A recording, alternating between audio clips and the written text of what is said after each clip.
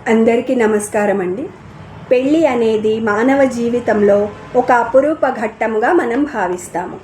అటువంటి అపురూపమైన వివాహ కార్యమును మన పూర్వీకుల నుండి వచ్చిన సదాచార సాంప్రదాయ పద్ధతులలో జరిపితే ఆ దంపతులు నిండు నూరేళ్ళు ఆయురారోగ్యములతో సత్సంతానముతో భోగభాగ్యములతో వర్ధిల్లుతారని ఒక నమ్మకము.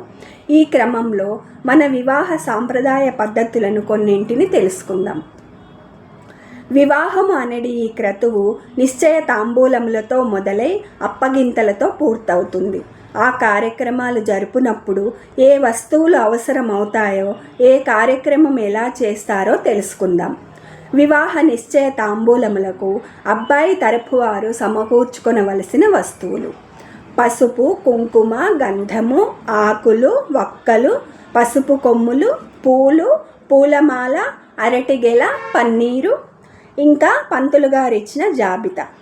ఇవ్వవలసిన కానుకలు: చీరలు 2, జాకెట్టు ముక్కలు 2, కుంకుమ భరిణ, కుంకుమతో పాటు గంధం గిన్నె, తమ శక్తి కొలది అమ్మాయికి ఆభరణములు, మట్టి గాజులు, పూలమాల, స్వీట్లు, 5 రకముల పండ్లు, 5 రకముల డ్రై ఫ్రూట్స్, 5 రకములు వియ్యంకుల వారికి అనుకున్న ప్రకారం పెట్టుబడులు.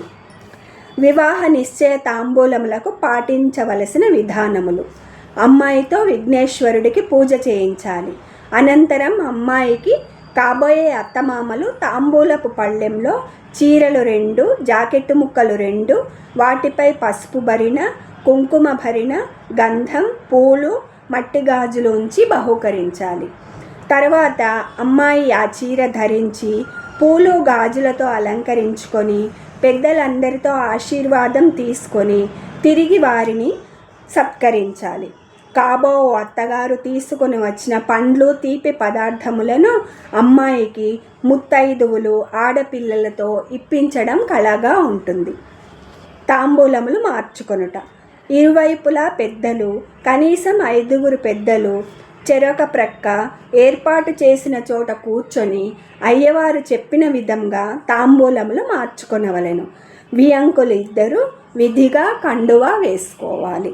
మరికొన్ని వివరాలు ఇంకొక వీడియోలో తెలుసుకుందాం.